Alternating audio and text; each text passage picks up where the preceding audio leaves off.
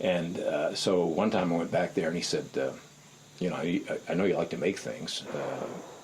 Do you think you could make a bow for my son? He has a compound bow, and he's killed so many deer with it, he needs a challenge. So I said, well, I always wanted to make a bow, but I don't know how to do it.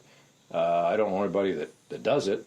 But I hear hickory is a good wood, and I don't have any hickory on my property in Indiana. He said, not to worry. I work at a state park in New Hampshire. I'll get you a hickory tree.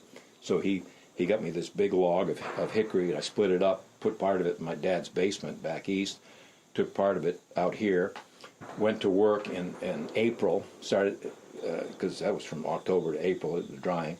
I take it out to work, and I show it to this Native American. I said, what do I do next? And he goes, take off more wood. So I go home. I come back, what do I do next? Take off more wood. You know, and it wasn't even, it was looking like a 2x4. And finally, one of his workers said, oh, you trying to make a bow? I said, yeah.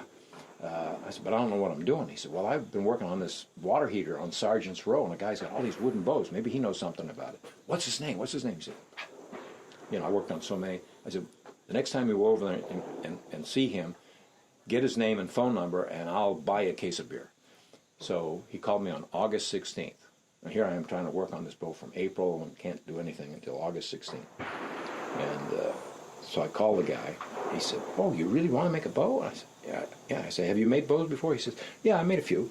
And he said, come on over after work. So I'm in a three-piece suit, you know, and I go over to Sergeant's Row and park the car in the back of they have a row of houses that the soldiers are in, and he's an enlisted man. And so his wife comes out the back door, and she greets me, and she has this heavy Italian accent.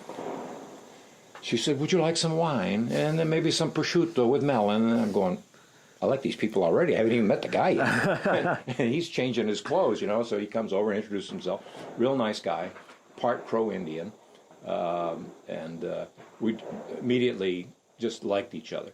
So we got to I have him come up to the house on the weekend. I show him all my woodworking tools. I had to build a barn like this when I got into it, but I didn't have the barn then. I just had my garage. But I had a lot of stuff around, my muzzle loading and stuff. Uh-huh. He was impressed, and I said, yeah, I got a friendship. You got to come down there with me in camp.